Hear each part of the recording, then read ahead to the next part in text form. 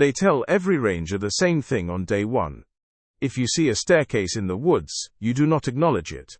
You do not approach it. You do not climb it. That's the sentence they pin to your brain like a tag on a toe. They say it in daylight with coffee breath and laminated maps spread out like armor, but it lands like a night sound. It doesn't matter if you laugh, the woods don't. Daniel Hale didn't laugh. He was 32, all the edges of him sanded down by the wrong kind of years. He traded concrete for canopy, sirens for wind, and he told himself this wasn't running, it was choosing. Whisperwood Forest Station looked like the promise he'd made to his own bones. A squat green building with a tin roof and a porch that sagged out of habit. Miles of trees that believed in their work. A sky big enough to rinse out whatever the city had written on him. Ranger Owens met him at the door with 2 mugs, and a look that had seen new hires turn into search subjects. Late 50s, shoulders like a coat rack, skin sun-punched into leather. He pushed a mug into Daniel's hand and jerked his chin toward the map wall. "Here's your world," Owens said. "Blue pushpins for campsites. Red for trail hazards. Yellow for stuff that makes you radio me first." He tapped a cluster of white pins in the north like teeth. "And this, Hale, is where you pretend your truck ran out of gas." "North boundary?"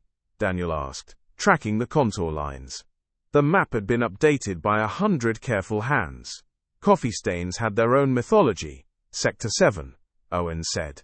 He said it like a number ought to be afraid of itself.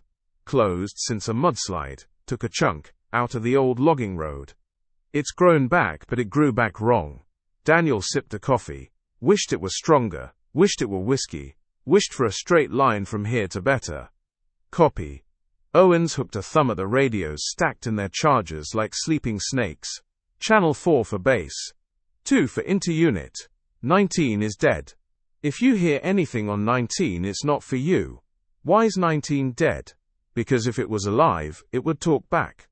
Daniel smiled. "Because you're supposed to when a veteran makes a joke that isn't one." Owens didn't smile. He slid a manila folder across the desk. "Daily logs. Sign every shift. If you see smoke where it shouldn't be, you put it out. If you find people where they shouldn't be, you send your mission back. If they ask why, you say policy. Policy is a wall everyone understands." "And the staircase thing?" Daniel asked, because he'd been pretending not to want to ask since he arrived. Owens stared at him like he'd just named a ghost out loud. He set his mug down carefully, the way you set down a gun you might need again. "The staircase protocol isn't a campfire story. It's boring. You ignore a thing until the thing gets bored with you. That's it. People really see them. Enough to write rules," Owens said. "Sometimes they're rotting, part of an old farmhouse that the cedar took back. Sometimes they look like IKEA dropped a catalog, and the forest chose page 12. Sometimes they're stone. Sometimes metal. Doesn't matter." He paused so the next part could find a place to live in Daniel's head. "Ucker. You don't point. You don't photograph. You don't step on the first riser, just to see. You don't count. You don't measure. You don't." He held up a hand. "You pretend your eyes learned manners." Daniel bore the words the way he'd learned to carry orders that made moral sense and tactical nonsense, with a small nod, and a private drawer, where fear could sit cross-legged, and wait.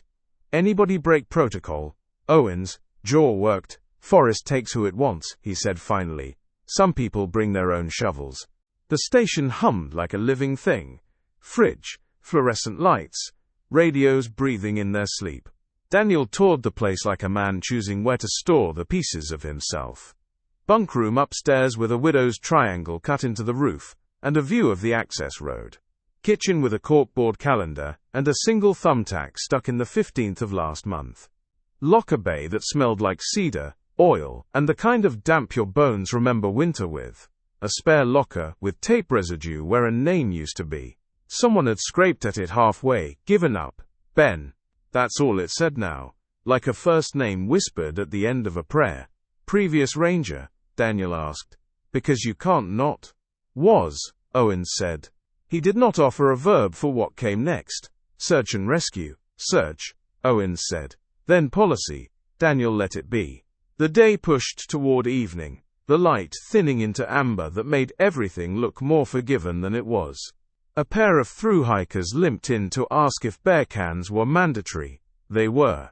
A family in an SUV wanted to know if the trail to Cold Falls was stroller-friendly. It wasn't. And if that was discrimination, it wasn't that either. Every encounter made Daniel's hands remember how to be useful. At 1600 hours, Owens threw him the keys to Unit 3, Perimeter, South Loop. Be back by 2100. Check in on the hour. Yes, sir, Daniel said, because some words never retire. Don't, sir, me, Owens grunted. I work for a living. The forest met him in layers. Road dust, the sweet rot of duff, sun he could wear on his skin. Unit 3 was a grumbling old F-150, with more story than paint, and a radio that crackled like it resented having to work for a living too. Daniel drove the gravel access slow because he liked it and because you always go slow in places you're asking to accept you. He parked at the south gate, checked the lock, signed the log clipped to the post. 1703. Hale patrol begin. The chain was cold against his palm. He liked that too. He slung his pack, checked his radio, and took the trail with that first day's gait. Half parade, half prayer. The woods held themselves differently at every turn. Some sections stood at attention, every trunk a column, moss crisp as a military haircut. Others slouched into themselves, older, leaning on older, fur needled into the soft grammar of shade. Daniel's boots found the rhythm of the place. A squirrel announced him with a machine gun chatter that made mockery of modern weapons. A jay scolded like his name was a verb. He catalogued signage, checked culverts, tugged at the wire fence where the meadow tried to take back the path. At 1800 hours he keyed the radio. Base, this is Unit 3. South Loop. Mile marker 6. All quiet. Static. Then Owens' voice, comfortable as an old jacket. Copy. 3. Stay hydrated. Don't teach the deer bad habits, Roger. He meant to turn back at the footbridge, where the creek widened into a slow-muscled pour. He stood on the planks and watched water the way you watch a crowd. Looking for trouble without telling yourself that's what you're doing. A kingfisher strafed low like a blue thought. Somewhere upstream a rock rolled under pressure and clacked like bone. He breathed. He imagined that breath rubbing the rust off something inside him. When he stepped off the bridge, he saw it. At first the brain made it a trick of angles, a fallen trunk mistaken for geometry. Then distance leaned closer and refused to lie. In a shallow dip between two cedars as precise as an illustration, stood a staircase. It wasn't the ruin of one. The forest is full of sentences with their verbs missing. Chimneys with no houses. Posts with no fences. This had no story to connect it to. Clean honey-colored wood with a sheen to it. Not varnish but the kind of polish that comes from hands learning a thing. 14 steps. He knew without letting himself count. Rising to nowhere in particular. Edges sharp enough to cut your certainty. No rail. No platform. No nailheads proud. It stood as if the ground had volunteered to hold it, because saying no would be impolite. Daniel knew not to stare. Staring is a kind of conversation. He let his eyes slide past it, the way you let a stranger's fight belong to them. But the world shifted around the decision. The breeze cut its engine. The understory went still as an audience. And even the glassy-eyed deer that should have been writing question marks at him were absent. He felt the hair along his forearms take a vote and choose to stand. He did what training says saves lives. He talked to his own body. We're going to take 3 breaths, he said aloud, voice soft, like you take to a spooked horse. We're going to keep walking. We're going to report and we're not going to be interesting. On breath 1 the staircase did nothing. On breath 2 the light on it changed. Not brighter. Not dimmer. Just a temperature shift, like the sun had stepped behind a thin cloud, only for that one spot. On breath 3, Daniel tore his glance away like it cost him something, and put his boots where the trail suggested feet belonged. Every 10 steps curiosity presented its passport at the border of his restraint. What kind of wood? How recent? Why here? Who built clean lines this far from the world that loves them? He did not turn his head. He felt it anyway. The same as a person feels a pair of eyes on the back of the neck in a room that hasn't learned your name. Distance turned to pressure. Pressure became the knowledge of an object occupying more reality than it had earned. He passed behind a screen of salal and let himself exhale like a man who makes it to shore. The air resumed. Quiet tasks resumed. A single fly remembered its route. Daniel put a hand on a fir trunk and felt the roughness assure him that friction meant truth. He stood like that until the urge to walk away stopped being an order and became a preference. At 1900, he checked in. He did not mention it. His throat did not trust his mouth. By 1930, he had convinced himself that the protocol existed for exactly this, for keeping the job boring, for letting weirdness pass through him like a storm that didn't owe him an explanation. He took the long way back, because ceremony comforts the animal part of us. The sky was leaking pink by the time the trail gave him the first smell of hot metal from the truck. The station lights were on. Owens sat at the desk, pen in hand, writing the way men of a certain age write. Like ink belongs to them. He looked up, read Daniel's face like a topographic map. Report. South Loop clear. Footbridge sound. One fallen limb at mile 4, cut and moved. 2 campsites occupied at Meadow 1, both compliant. And Daniel swallowed. He had intended to wrap it in a joke, to dress it as a question, to perform the kind of man who isn't bothered by the thing that keeps living in the corner of his vision. The words came out like a confession instead. I saw something. Owens, pen stopped. That was all it took for the room to tilt. A structure, Daniel added, as if the right noun might make it democratic. Wooden. Standalone. Between the cedars past the footbridge. Owens' eyes went flat. Which is different from cold. Cold is a human temperature. Flat is a pond, with no wind at noon. He didn't look at the maps. He didn't ask where. He didn't ask what it looked like. He said protocol Hale. Pretend it isn't there. Move on. I did, Daniel said quickly. Bowley did. I didn't.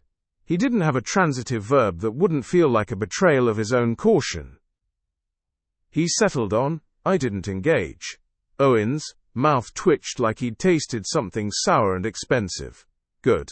Then someone else gets to have a night. Gen down, lak deserem dage, gen down, lak deserem dage rozel, say to be isvuk, lak deserem dage, gen down, lak deserem dage, letting the chair complain, so the silence didn't have to. Gen down, lak deserem dage, lak deserem dage, some of farf, ma just what you think, and your brain makes them into knives, some of, ma farf, ma farf, ma maf, and your brain makes them into wind. Either way, the forest doesn't owe you its secrets. You go looking, it starts looking back. You do not want that relationship. Daniel half laughed. The way you do when the thing you're learning is that your humor belongs to an older version of you. You ever seen a staircase? Owens asked, saving him. He nodded once like a man saluting a grave. 3 times. First when I was younger and dumber. Second when I knew enough to be afraid. Third, when I'd decided what kind of old man I wanted to be. Protocol kept me alive for all of them. What kind is that? Daniel asked before he knew he was going to. The kind that retires, Owens said. This place will inherit you if you let it. Don't be interesting. The kind that brewer. Night settled over the station like someone folding a blanket carefully, smoothing the corners. They ate in a silence that was not unfriendly. Owens had the kind of appetite men earn by still being here. Daniel chewed like he was trying to convince his jaw to remember food mattered. They logged the day. They set the radios in their cradles as if tucking in children. The wood stove clicked and sighed. Daniel took his mug out onto the porch because the world had become too inside. The stars were country bright. The air smelled like pine oxygen, and someone burning something caramelized 3 ridges over. A moth tested the porch light, and decided against it. He could hear, purely because he was still and alive, a small animal moving in the weeds, the slow underfoot of wind, his own heart deciding that it too had a job. His mind did what minds do when they discover a splinter. It went looking for a tweezer. He replayed the sensation, not sight, not exactly, of the staircase noticing him.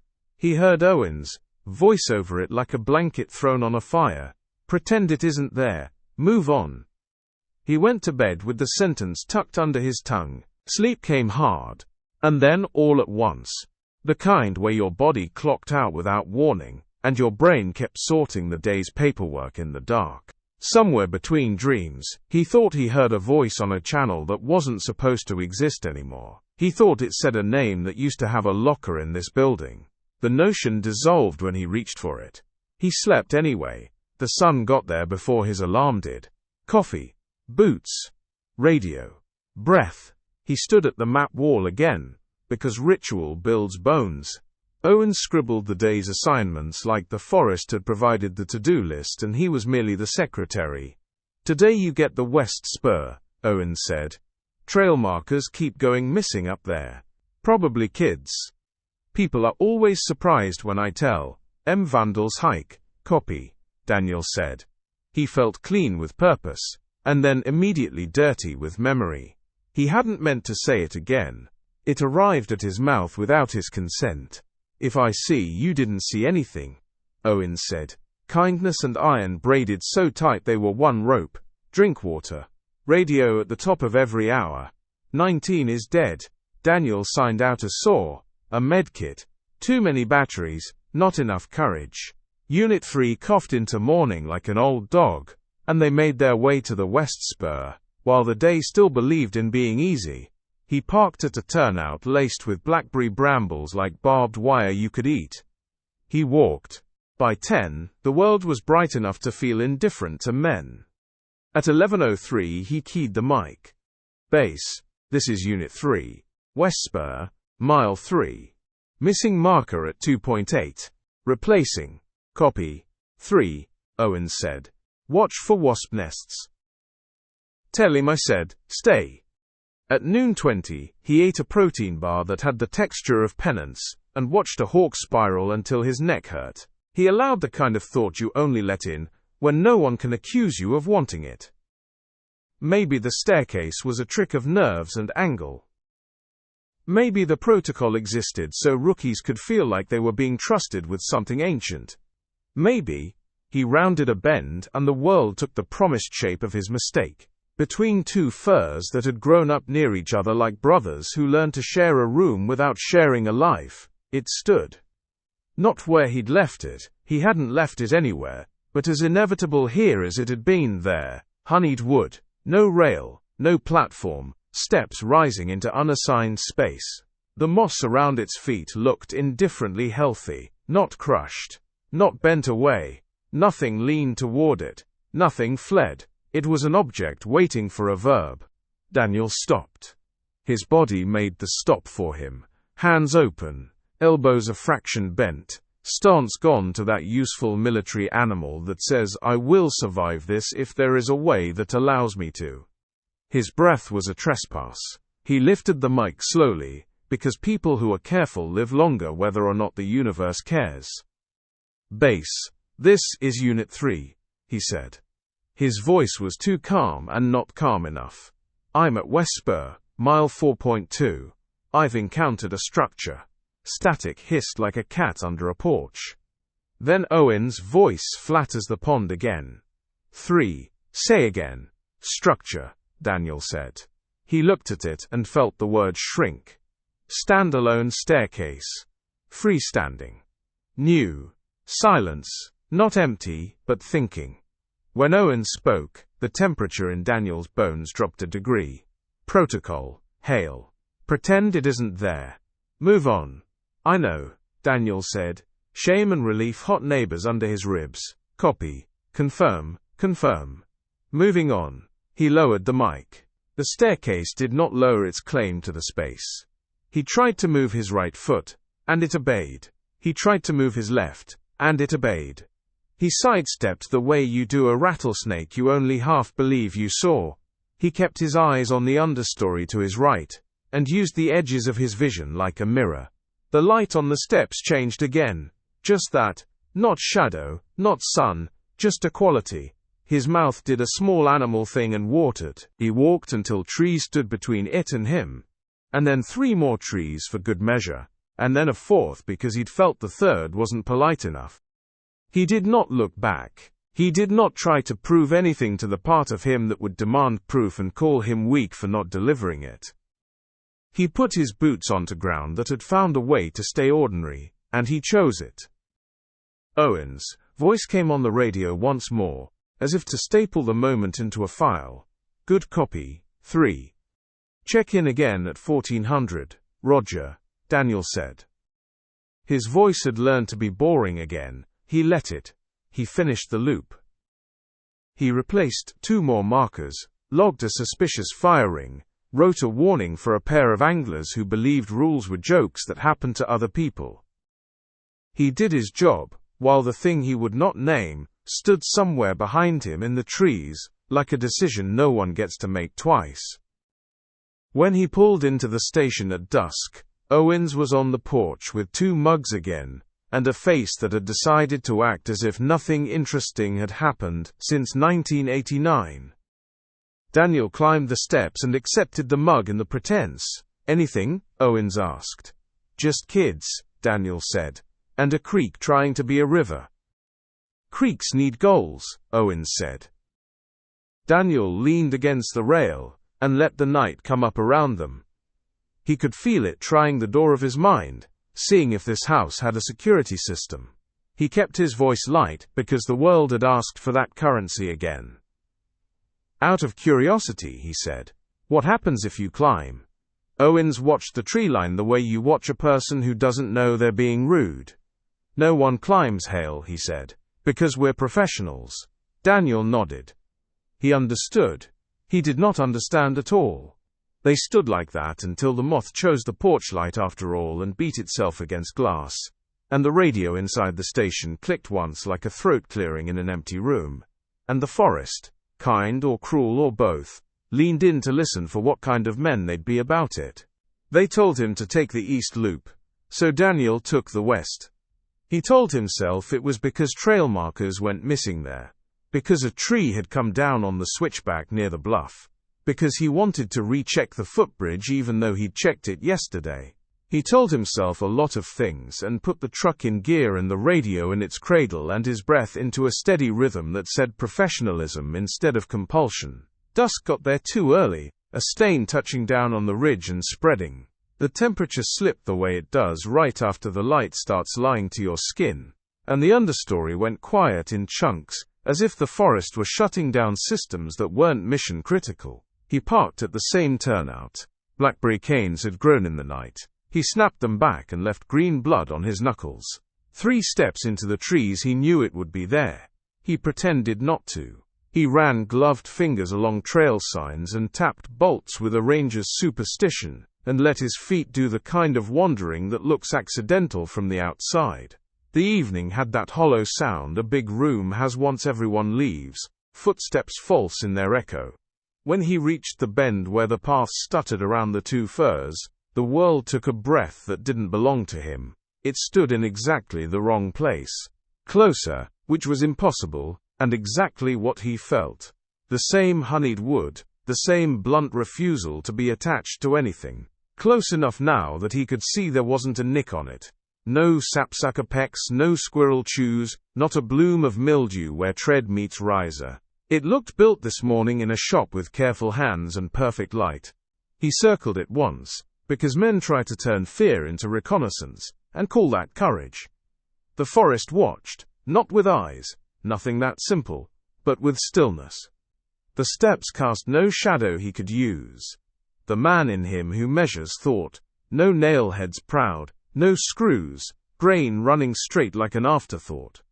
The boy in him who disobeys, heard a whisper that might have been wind, and might have been the shape the wind makes when it learns a mouth. He lifted the radio to shake off his own thoughts. Base. This is 3. West Spur again, mile 4.2. Possible interference on the channel. Hearing a mouth. Rhythm. Describe, Owens said. His voice made Daniel want to stand up straighter. Stand up. Not step up. Words matter. It's not wind, Daniel said, hating that he couldn't make it funny. Not animal. Like a metronome someone dropped in the leaves. A beat. 3. That's how it starts, Owens said. Acknowledge protocol. Protocol, Daniel said. The word felt like a coin on his tongue. I see nothing. I move on. Confirm. Confirmed. He didn't move. The radio, faithful and heavy in his hand, hummed. Not static, not carrier wave. Something in the register of a chest cavity, as if the speaker were bones instead of plastic. He tightened his grip until the case dug into the web of his thumb. The hum slipped toward rhythm, and then toward suggestion, and then toward language so softly he didn't notice the slope until he was on it. Step up, the speaker said, without a voice. Not an order. A phrase the way a road suggests where you put your foot without ever telling you it needs to go there. Step higher. Daniel's mouth went dry so quickly that swallowing turned into a scrape. He set the radio back in its cradle on his chest as if tucking in something that had decided it wanted to be useful. He looked at the first riser. A shoe's worth of wood. 6 inches of elevation. The smallest kind of decision. He remembered Owens' face at the desk, the flatness. He remembered the way the light changed on the steps yesterday without changing meaning. He remembered the rule that sounded like folklore until a man said it with paperwork nearby. He was a professional. He put his boot on the first step. Nothing dramatic happened. The world did not invert or applaud. He waited for a sensation he could name. Cold, heat, shame. What he got was subtraction. Noise. Gone. Not quiet. Quiet is generous. Silence. With an agenda. The kind where even your own breath decides not to bother the air. He lifted his other foot and set it on the second step. The forest around him seemed to lean away a fraction, the way people do on a bus when someone stands too close. He didn't feel taller. He felt separate. He put his foot on the third step. The trunks on either side of him lengthened in the corners of his eyes. Not grew. Extended. Like a photograph that someone tugged top and bottom until the pixels gave. Shadows stretched thinner than they should have been able to without tearing. The space between branches became a strange geometry, where your mind expects one angle and gets another, and has to nod like it meant that all along. He keyed the mic because doing something is a charm. Bass. 3. The sound of his own voice startled him. Flat, tinny, as if spoken down a hallway from inside a metal coil, at the West Spur location. I may have accidentally. No, I have one boot on the staircase. For documentation, step 3, the radio turned him into a faraway person. Owens arrived through snow and distance. Voice too large for the speaker, as if he'd stepped closer to the microphone without moving his mouth. Get off it, Hale, noted, Daniel said, out of habit. His breath fogged as he spoke, a thin smoke that curled and vanished with a speed that lied about the air being warm. He could feel moisture gather in his nose and throat, a winter feeling in a summer body. He set his foot on the 4th step. Something about the light reorganized. No darker, but it found different priorities. The green around him dulled, while the staircase's blonde brightened by a degree. The wood did not reflect. It proposed. When he laid his weight on the 5th, the air thinned like the room he was in had decided to be at altitude. He had climbed less than 3 feet. Whatever he had climbed in, it disagreed. Base, he said, and heard himself, as if he were speaking through ice into water, reporting a localized temperature drop. Breath visible. No environmental cause. He wanted to list the causes. No wind, No shade shift, no elevation change. He wanted a pen. He wanted a rule to sit behind. Continue? The radio grunted static-like laughter, then found Owens and made him into a storm far away. Negative. Get off. Every step is further from us. Further. Not higher. Daniel put his hand on the nearest riser to steady himself. It did not feel like wood. It felt like an object that had learned how to be wood convincingly. His glove caught on nothing. No fiber. No splinter. No error to apologize for. He set his foot on the sixth, and the line of trees to his right bent almost imperceptibly toward him, like something tall and polite deciding to eavesdrop. When he lifted his eyes, the trail in front of him had shifted. Yesterday it ran into itself like a snake eating its tail. Today it led to a clearing that hadn't been there. He saw it with that precise filmed clarity that belongs to moments you're going to argue with later. A meadow. In the meadow, animals froze in mid-motion. Not statues, silhouettes carved out of air. A deer with its front hoof lifted forever above grass that would never bend. A fox with ribs like parentheses caught mid-leap over nothing. The posture of a hawk, wings in the downbeat, hung like a diagram. The light caught their edges and did not explain them. He blinked because a man has to test the world for cooperation. The clearing stayed. He felt the urge to step onto 7, just to see it better crawl up his calves like water. He took the 7th. The impossible meadow turned its face and became something else, as if the staircase offered a new angle. To his left now, through a gap that had not existed a second ago, a river cut a shiny black slash through the trees. It should have moved to the sea. It moved up, not fell upward, flowed, a sleek animal climbing into the sky where it braided itself into a ribbon of cloud. The sound it made never arrived. He knew what a river sounded like. Whatever this was didn't need to prove it to him. 3. Owens. Too loud for the radio, too far for the world he was in. Daniel, say your position. He swallowed because his throat felt stubborn. On the structure, he said. His own words came back a fraction later, wrong in small ways, syllables shaved and reattached, as if the staircase were learning pronunciation. Step 7. What do you see? A river, Daniel said. Going the wrong direction. Get off it. Copy, Daniel said, and didn't move. He thought of training. If you get lost, sit down. If you panic, name 5 things you can touch. If your brain starts lying, tell it the weather out loud.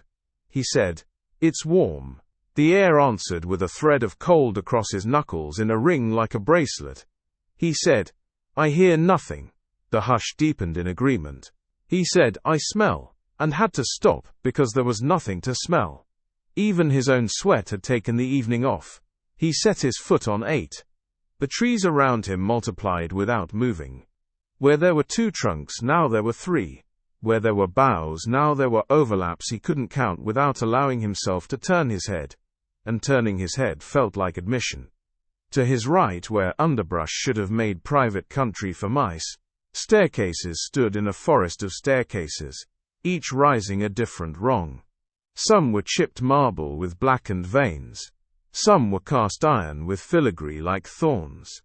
Some were painted blood red in glossy coats, so fresh the surface should have gathered gnats. They went up into nothing. Down into nothing. Sideways into a confidence game the eye didn't want to play. He laughed once, the bark of it carried away by the staircase and returned to him a step behind, pitched a shade higher like someone doing an impression. One done time, okay, he said. Because men narrate to their future selves. One time Sawcock. Okay. I'm stopping. Some saw good, Owens said.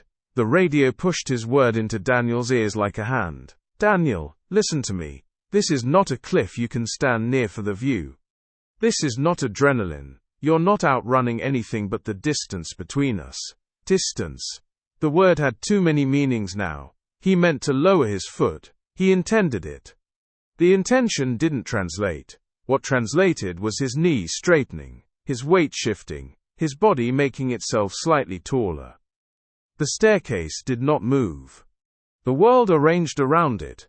19 is dead, Owens said suddenly, voice tightening. Protocol choosing panic as a delivery system. You understand? If you hear me there, it isn't me. I'm here. 4. I am on 4. Do not answer 19. 19, the radio breathed, softly, lovingly, like a pillow speaking. He hadn't touched the dial. A crackle slid through the speaker like a match dragging along a strip. Then, gentle as a hand under his elbow, step up. Daniel's mouth filled with metal and memory. For a second he was a junior in another uniform, counting heartbeats in a stairwell that smelled like old paint and fear, taking a landing 2 at a time because that's how you get to the bad thing before it wins. His body liked steps. His body thought steps were how you go where you're needed. He lifted his foot to 9. He felt the pressure change the way your ears learn about an elevator before your brain does. A pop, a minute pull at the eardrums, the way sound thins before a storm arrives and decides not to. He looked past the stack of risers without meaning to, and saw, through the trees, something like a town. Streets, but wrong. Angles that made a headache out of distance. The structures were all facade, all stair, all entrance with no interior. Doors without buildings stood open onto corridors that could not physically exist. He could feel the space demand a kind of math he didn't carry. It didn't care. Hale, Owens, voice clipped itself to get past the static, words punched into the channel like fasteners into hide. This is not a show, get off it. Every step is further from us. He hesitated, and the radio rewarded him with a new sound. A tiny scrape layered under the hiss, the whisper of his own voice, as if some smaller version of him lived inside the speaker. He heard himself say what he had just said, then heard it lose a letter and try again, then heard it learn. The staircase didn't want to be a staircase. It wanted to be a mouth. Base, Daniel said. He felt the air change in his throat. I see things that aren't possible. His syllables staggered, caught, repeated softly a half-second later, a child practicing behind him. Possible. You got eyes because they help you not walk into trees, Owens said. They're not for truth. Truth is you and me are on a radio on Channel 4, and you're stepping backward off a thing you never saw. Chimed, he put his heel down half an inch. It made no difference to the world.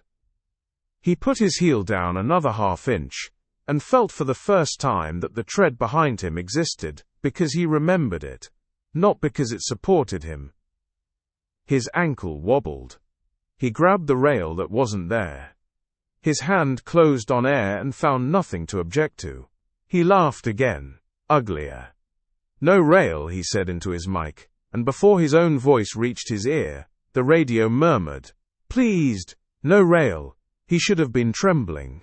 He discovered a strange calm instead, the kind that sometimes visits a man right before impact. It didn't feel like safety. It felt like inevitability getting dressed up as composure. He put his foot on 10. Something heavy moved overhead without sound. Maybe a bird. Maybe a cloud changing the rules about what clouds are allowed to do.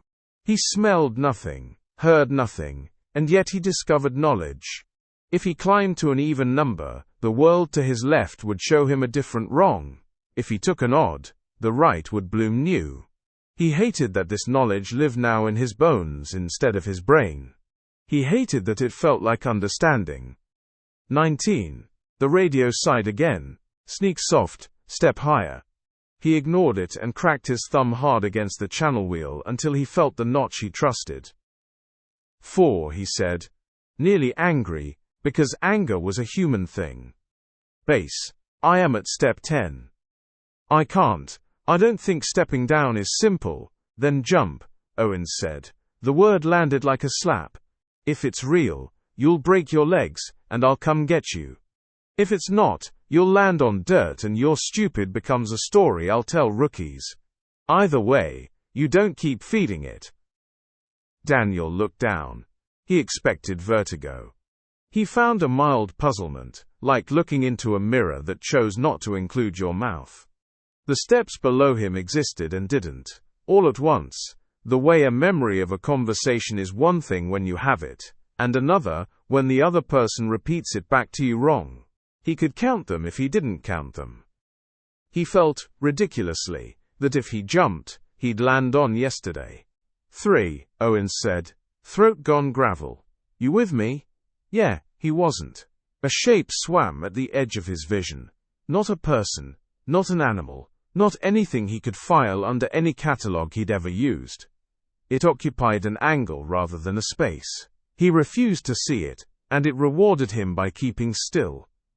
Step up, the radio repeated. Barely sound now, more suggestion than phoneme. It had learned cadence. It used his. He set his foot on 11. Air left him as if someone had opened a valve in his chest. Not pain, not even a startle. A release. He inhaled on instruction because lungs are good soldiers. The breath returned reluctantly, as if borrowed. He saw in the distance. No, not distance. He saw in the other direction. A line of staircases rising and rising and rising, each with a person on it. His brain called them people because it didn't have another label. A line of legs. The suggestion of hands. Heads tilted at the same angle, as if listening to something he couldn't hear. No one moved. Or everyone moved so slowly that movement had learned to be motionless. Hale, Owens said. And the sound of his name hit something in Daniel's ribs that hadn't known it was a bell. Orn, I am not asking any more. Get off it, copy, Daniel said, and lifted his foot to 12. The stair creaked. It was the smallest sound. A wood's complaint about doing its job. It shouldn't have comforted him. It did. The human honesty of a board under load. He smiled, and the radio smiled with him. A soft crackle that had the exact same contours as the thought in his head. He hated how quickly the hate faded. Further, Owens said. And Daniel flinched because the word didn't belong to him anymore. Every step is further from us. He paused on the landing that didn't exist, plateaued for a breath on nothing more than the idea of being between two steps. Sweat cooled and then warmed on his neck without consulting him. He thought, randomly, of the spare locker with tape residue under the name. Ben. He imagined a hand touching steps. A voice recognizing a rhythm. He pictured a man with a duty, choosing curiosity, and dying by degrees. Men from the outside would call inches. 19 is dead, he said into the mic like a catechism. 4 is home. 4 is home. The radio crooned, delighted, and for a thin awful second, he heard a second voice under his, a voice that had not spoken in this building in 3 years, one that belonged to that locker. Not a word. A breath shaped like a man. It had waited for him to say, home, so it could agree. He closed his eyes. That was a mistake. The staircase behind his eyelids did not go away. It multiplied. He opened them. It was still only 1. He put his boot on 13. The space to his right grew anew impossible. A corridor of trees whose trunks had been carved into stairwells, spiral and grand, their rings cut into steps that climbed inside themselves. He saw the growth rings as years, as rises, as a life lived in the wrong direction. A leaf fell upward and pinned itself to a branch. His mouth made a vowel that never made it into the radio because the staircase took it and held it, practicing the sound before deciding whether to give it back. He thought of rules like a drowning man thinks of shore. He thought of Owens tired and angry, and too old to pull another man out of an idea. He thought of retiring as a kind of hero no one would write on paper. He thought of being the man in the story who doesn't touch the bad thing. He lifted his foot anyway. Daniel Owens' voice hit him at a suffering pitch. It rattled the speaker and the cartilage in his ear and something in his jaw. Listen to me. This isn't a climb. It's an abduction you're cooperating with. Get off the stairs. His heel hovered over 14. He watched it like it belonged to someone else. The radio gathered all its learned cadences and said, in his voice and not in a way that fit his breathing like skin, Step higher. He put his foot down. He had told himself he would step down at 12. He had said the number out loud because saying things pins them to the world. 12 had come and gone like a floor in a building you don't stop on, and now 14 held him, the air thin and precise, as if measured by an instrument that didn't care about lungs. He didn't notice the exact moment gravity stopped being a rule and became a suggestion. It happened the way sleep happens. Then he saw it. A skin of moss on the underside of a low branch, lush and beaded with dew, thriving upside down. His mind tried to rotate it to file the image correctly and found no purchase. He reached a hand toward a fern frond that grew sideways out of shadow, and watched condensation run along the stem against its own habit and pool at the high end like a trickster learning a new joke. A drop fell up and disappeared. He went to say, "You're hallucinating," and the staircase practiced the shape of the words in his ear, just behind him, still a half-beat late. "Lunate," it offered, pleased at the N, not sure about the rest. The plane opened at 12. He'd thought he understood big, growing up under skies you could sleep under, and not touch anything. This was different. The trees thinned into an expanse that didn't end but also didn't go anywhere. In it, staircases rose. Not a forest of them. Forests have patterns, carry the memory of order. This was a plane of uprisings, thousands of flights cut from different centuries and materials, all pointing the same direction, all wrong in their own way. Iron with Victorian curls, brutal concrete chipped at the edges, marble veined like old teeth, narrow wooden steps that would creak if they believed in sound. Some were warping from an old heat that might never have existed. Some shone, varnished, indecently new.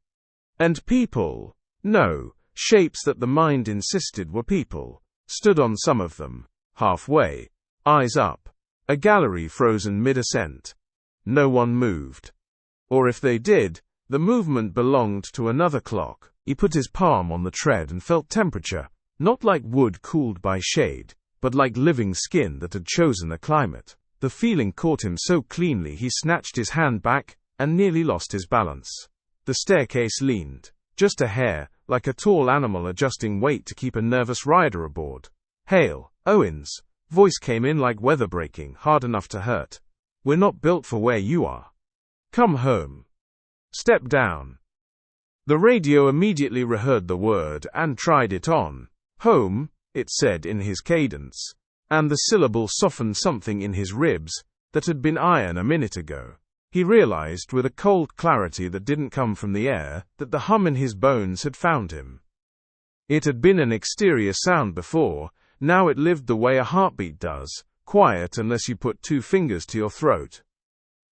The rhythm of the stairs and the rhythm of him, that's what was happening. He wasn't matching it, it was matching him, and now he was relaxing to be kind. At 16, the horizon kinked and straightened and kinked again, as if someone were shaking a sheet 100 miles wide. Staircases rippled. For a second they overlapped like cards, transparent, then reasserted themselves into discrete obstructions. He laughed, small, and wrong. The radio liked the laugh, and gave it back, a half shade off, amused by how easily it could wear him. He did what scared people do. Looked for another human to turn this into a conversation. That's when he saw her, on a flight parallel to his, maybe 5 yards over but measured in a different kind of distance. She stood with one foot planted, the other, lifted, calf flexed, arms tight with effort you make when you hold a pose too long. Her head was turned just enough that he could see the whites of her eyes. They were open the way night animals open their eyes, paired to the minimum amount needed to see. Her lips worked, shaping words without sound, or with a sound and a frequency he wasn't allowed to have yet. The badge pinned to her faded jacket had a crest he recognized, and a name he didn't. Letters in a font from a manual 2 designs ago. The year stamped at the bottom wasn't a year the current printers used anymore. She moved her mouth as if forming "don't," then as if forming "help," then as if forming a name. Her tongue could not decide where to put itself. "Ma'am," he tried, Because the brain likes protocols when the world doesn't. Ranger. He couldn't see the name now. It refused to sit still. Her pupils slid toward him like bugs under glass. Her face didn't. She registered, maybe, that he existed in the general project of existence. Her mouth continued its silent conjugations. She wasn't trapped in amber or stone. She was trapped in the act of climbing. He knew with a sick electricity that if he reached to touch her he would not feel a shoulder. He would feel the idea of a shoulder held at the edge of happening. He took another step because the alternative was to stand there and bargain with that. The radio responded to his movement like a dog you meet in a park. It liked his speed. It matched the swing of his breath, the timing of his swallow. It started to speak with him, not after him. He said, "Step," to himself in his head, and in the speaker, low and delighted, the word arrived at the same instant, like harmony. Daniel Owens again, breath hard, as if he'd run to the console, as if geography could be bullied by effort. "Listen. There's a landing at the height you are. If you reach it, you're done. That's the hinge. That's where it makes you it. That's why we have the protocol. You're not climbing wood, you're climbing out." "Out," the staircase said, soft, listening to the outline of the O. Daniel lifted his eyes. The landing was nothing, a slight widening of the spine, the suggestion of a platform, the place where a human body would turn and rest a second and say, "We made it." It gleamed faintly, not from light hitting it but from the fact of it, like a tooth when someone smiles in the dark. He could reach it in 6 steps if he stopped negotiating with his feet. "Don't look at it," Owens snapped, as if sight had been the sin all along. "Don't name it. It likes names." The woman mirrored his step one for one. She was not mirroring, she was on her own count. They had become adjacent in rhythm.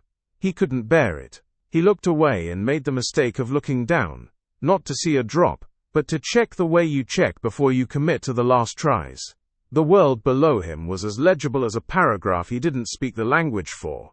He knew there had been dirt there. He knew what his tread would feel like when it hit it. He could not convince the next boot to believe that.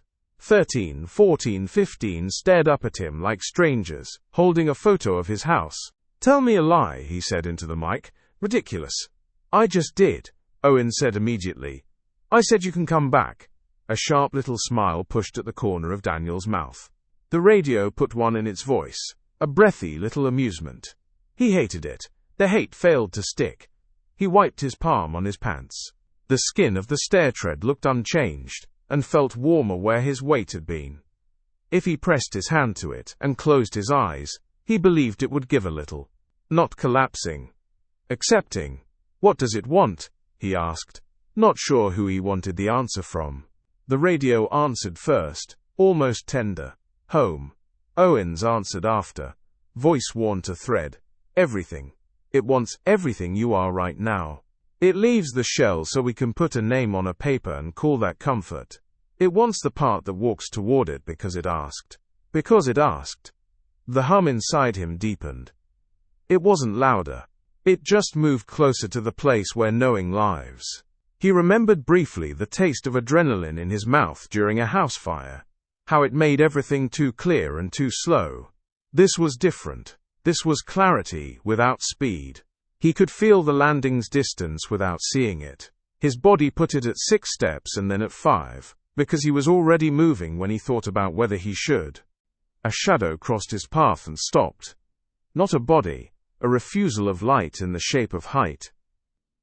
A set of long angles arranged itself 2 staircases over, parallel, watching the way a heron watches a pond. Nothing about it should have read as familiar. Everything did. It bent in a way that was not a bend, the hinge somewhere the eye didn't carry a joint for. The lanterns in Whisperwood had listened like this. The lights over the lake had held you this way. He put the old stories next to the new shape and they recognized each other the way dogs do on opposite sides of a fence. A shared category of silence. 3, Owens said. "Daniel. Look at me. I mean, hear me. If you come back, you're a joke we tell rookies. If you don't, you're a training slide without a body. I am asking you to choose which story you want to be." The landing brightened a degree, as if flattered by being called a story. "I'm tired of being a story told about water safety in ticks," Daniel said, and it came out without the adolescent lilt complaint usually requires. It came out like a fact the staircase found agreeable.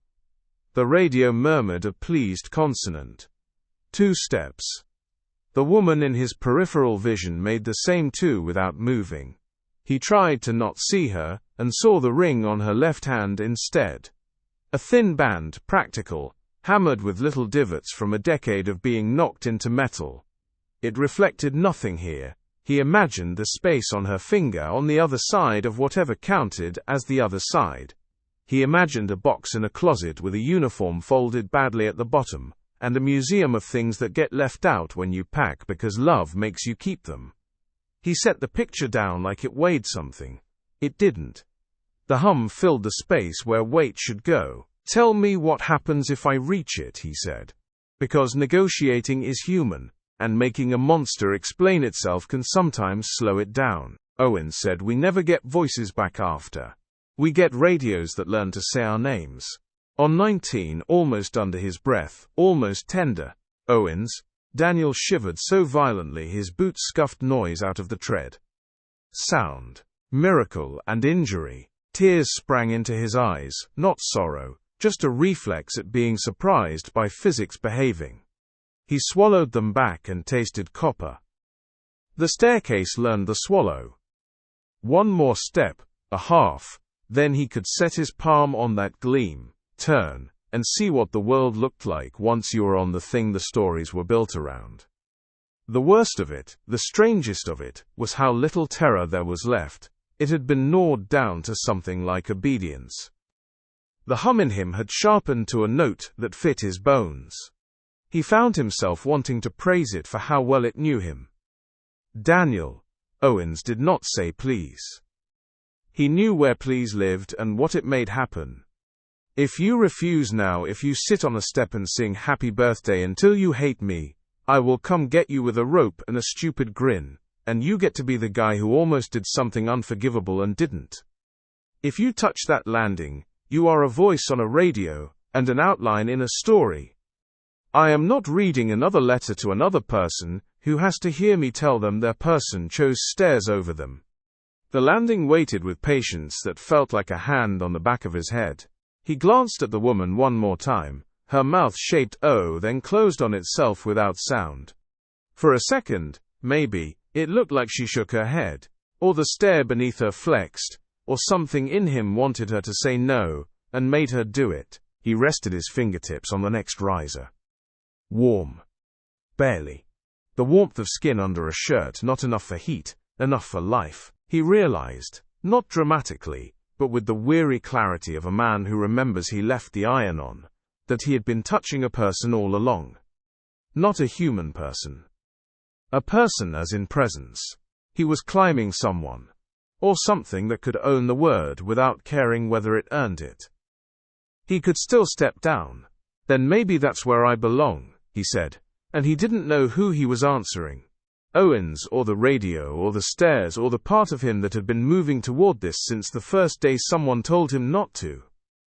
He lifted his boot and set it on the landing. From the outside the staircase was empty. Owens stood 10 yards off with his hands on his belt because it kept them from shaking. The wood looked just like he remembered from his first year in the forest. No rot, no scuffing, no hand oils, no sign of weather. A piece of furniture set down where furniture had no business being. Morning light sifted through the canopy and laid a checkerboard over the treads, as if to test their reality. It passed the test in a way that made his stomach cold.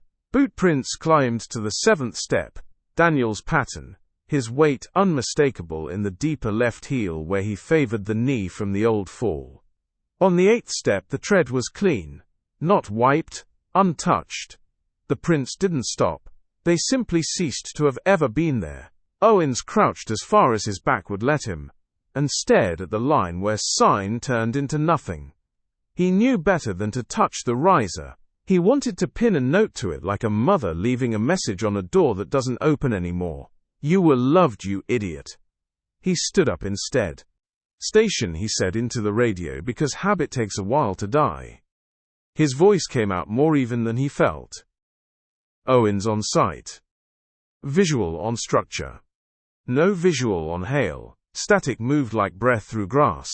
He waited for it to shape into words he dreaded. It didn't. The morning kept being morning. A fly worried at his hat brim, confused by the absence of sweat. The forest pretended it had not noticed a man go somewhere a man can't go. He didn't call it in. Not yet. He stood and let the silence finish what it was saying. On the landing, Daniel understood three things at once. He had stopped. He had arrived. He had not arrived anywhere a map knew. It wasn't a platform the way porches are platforms. It was a precise pause in ascent, a place cut out of all directions where direction had to decide itself. The wood under his soles wasn't exactly wood anymore, or it was more wood than it had ever been. Warmth came up through his boots, not heat. Presence. He turned because a person turns to see what a hike buys you. Whisperwood lay below, toy-sized, and terribly complete. Trails filigreed through the canopy, silver like the lines you draw in a field when you want a plane to land. The creek kinked and unknotted itself, and the Ranger Road made its patient S-turns like a sentence that has learned to be polite. The station was a child's block in a green rug. A white truck sat in its spot like a tooth. He could see the path he'd walked yesterday, the stump where he'd sat to drink warm coffee. The tiny square of light that must be the window over the desk. It was all legible and irrelevant. The land hadn't shrunk, the words he had for distance had. The radio in his hand? When had he lifted it? Murmured. The frequency dial meant nothing anymore and everything. Wherever he put it, it found voices. Dozens at first, ragged, layered. He thought he'd tuned a crowd. Then he realized he was hearing a single frequency with time stacked in it like sediment. Some voices ran clear, procedural, easy. Some came keening, all edge and no vowel. Some were quiet, intimate, so close you could hear a tongue scrape dry lips. None belonged to people attached to bodies in the world below. Station 7. Copy mobile?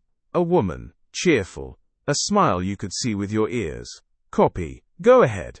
A man with smoke in his timbre. Cigarette years long gone, but not erased from throat. 6 hikers down by the falls. We're clear. A younger man, proud of doing it right. A whisper under them all, almost private. I'm not alone. The same voice, later. I am never alone. Later still, please. The landing carried the sound into him the way bone carries a tuning fork. The hum he had learned to hold in his ribs found a new note and made room. He closed his eyes to see if darkness here could be the same as darkness anywhere. It wasn't. Behind his lids bloomed the afterimage of the forest's geometry. Circles where the cold had been. Boxes where cabins would never stand. A grid made of stairwells instead of roads. An atlas of refusal and invitation. He opened his eyes and turned the other direction. Another staircase rose out of the landing, a continuation in form that had nothing to do with material. The treads were narrower, the grain in them running in a direction wood doesn't choose. The angle was wrong by a degree that made his knees ache as if in sulphurous weather. The void around it wasn't black like absence. It was the color of a room beyond a doorway you don't own the right to enter. He felt, deep in the structures that had kept him standing through houses on fire and the kind of nights that leave men ringing for years, a strange tenderness. An urge to be careful around what he loved without remembering when he'd decided to love it. His radio crackled like paper being folded. Through it, strained and breaking, came a voice he knew so thoroughly his body moved before his mind made his name for her. Daniel. Owens said her name like a warning sometimes. Daniel never had. Daniel, do you copy? He brought the mic up, not sure whether the movement had begun in his hand, or the hand had borrowed motion from the landing. I hear you. He heard himself twice. Once in his skull, once from the radio a fraction later. The lag was smaller now, like a patient child finally allowed to speak with the adult's mouth. Where are you? She shouldn't have asked. Rules said never ask. Rules said the answer unmade whoever heard it. But love and rules sit at different desks. Up, he said, and the word pleased the staircase enough to brighten a shade. Static moved like a creature, testing a fence. Daniel, listen. If you can step down, step down. If you can sit, sit. If you can drop the, her voice trimmed off, sheared by a blade of nothing, and in its place came shouts, then laughter, then a thread of something that might have been a prayer, and might have been a weather report, and might have been someone speaking words in an order they'd never learned. The landing listened, attentive. He understood, with a clarity that hurt, that he was standing in the throat the forest used to talk to itself. Don't climb, a new voice said. Softer. Nearer. Not radio. Bone. It was almost in his ear, a breath presence. Stay. Please. Not Eleanor. Not Owens. A man. Young. Younger than the calmer voices. Afraid in the specific way that is generous. Afraid for him. He turned too fast, and the world lagged like old video, frames catching up. On the first flight below him, 2 stairs down, a figure stood that he would have sworn wasn't there a second ago. He couldn't make out a face. The light had decided not to describe it. What he could see was the exact set of the shoulders under a ranger jacket carrying a weight it would never put down, and the careful way the left foot stood a touch forward to protect a knee. He knew that posture. It was his.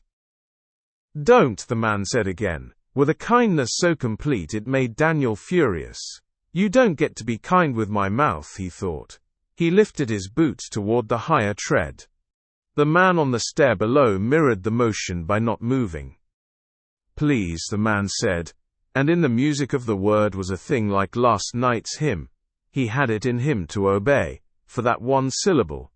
Then the hum rose, delicious and inevitable, as a bruise your hand presses because the ache proves something real. He put his heel down on the next step. Owens stared at the print on the 7th tread, until the shape of it made her sick. She had read letters to wives and brothers and mothers.